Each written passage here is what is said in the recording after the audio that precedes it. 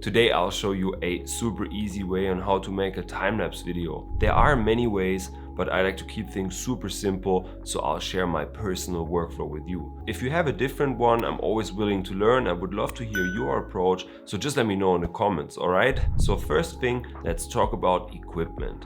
In my opinion, you only need a camera, a tripod, and not necessarily any additional equipment like intervalometers and that kind of stuff. Next, let's grab our camera and speak about the settings.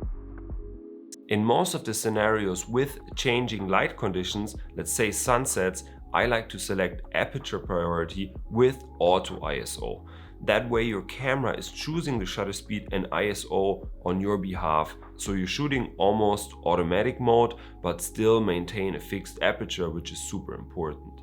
Also, you might want to limit your ISO range beforehand, because you want to avoid situations where it might get like super dark and then your camera starts bumping your ISO ridiculously high and it ends up all grainy and stuff. So depending on your camera, I would limit my ISO to like 3000. And these settings work like 95% of the time for me personally, and I quite seldomly end up in a situation where I get like flickering or something goes wrong. Also, another personal preference, whenever I shoot time lapses, I set my camera to record both RAW and JPEG files. And in certain light conditions, let's say the middle of the day, with the cloudy sky, I might not even need the extra dynamic range from the RAW files, and I can save some hard disk space and some time processing large files. Now, the most important thing is you want to set your lens to manual focus, because the last thing you ever want is the scene going in and out of focus during the time lapse. That would look super amateur and can be avoided super easily by the simple setting. The next thing I do usually is anticipate where the sun goes down or rises or whatever, and where I need to point my camera, and I do this by using an app called PhotoPills. They got a really cool augmented reality feature, and then I can estimate the time I need to stay on location. Estimating the exact time isn't as crucial if you shoot a time lapse throughout the middle of the day or night, for example, if you don't have any changing light conditions. But if you shoot the sunset or sunrise, for example, then timing is really key, and that app really helps, to estimate when you have to be there. The next thing you want to do is you want to set an interval. So in other words, tell your camera, hey, take a picture every 5 or 10 or 7 seconds, and that highly depends on how long you're planning to stay. For example, if you set the interval to 5 to 6 seconds, then you're taking about 10 images per minute. And if you stay for 2 hours, then you would create about like 120 images. Now, 30 images make up 1 second of video. That means you would create a 4-second time-lapse video. If you're unsure on how much time you have, then I would always recommend a shorter interval, because you can always delete pictures later on, but not the other way around, obviously, right? Also, your camera will ask you like after how many pictures it should shut off, and I would recommend just to set that to the highest number possible, because ideally you want to keep your camera running and not just stop because of that, and you can always turn it off manually if you need to. Alright, we're back at home, everything has worked out. I got my images here, got my computer here, and I'm gonna be downloading the files. Once everything has worked out, you can grab your memory card and transfer all the files to your computer. There are a few ways to import your images. One of the easiest is to import an image sequence straight into Premiere Pro.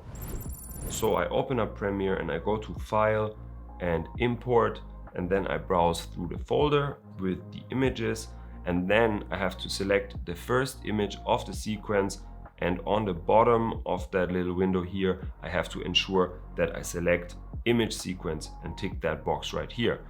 That will automatically create an image sequence, and you got your time-lapse imported into Premiere Pro, and now you can just replay it and edit alongside with the rest of your clips, which is super easy and awesome. Now, most of the time you want some epic music that makes your time-lapse even more dramatic, and the service that I like to use is called, you guessed it, Artlist. I typically just go to the music library and apply the time-lapse filter, and that basically gives me a bunch of cool and pre-selected songs that suit that type of footage.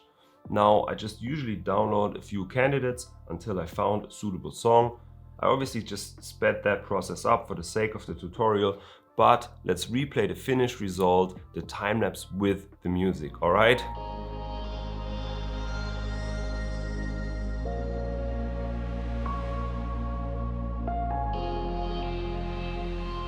Now that is very cool and I'm quite satisfied with the results. Now, before we get to the bonus tip, if you are thinking about getting subscription to a music licensing service, I can highly recommend Artlist.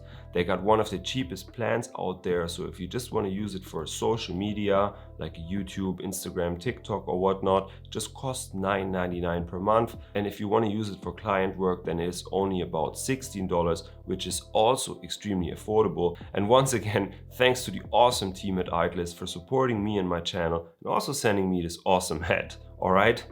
Now, additional movement can be the cherry on top that makes your time-lapse even more dynamic, and it's just simple movements like panning up or down and zooming in or out a tiny bit. And the way I like to do that is by applying a keyframe in the Effect Controls panel. So I just go to the top left, Effect Controls.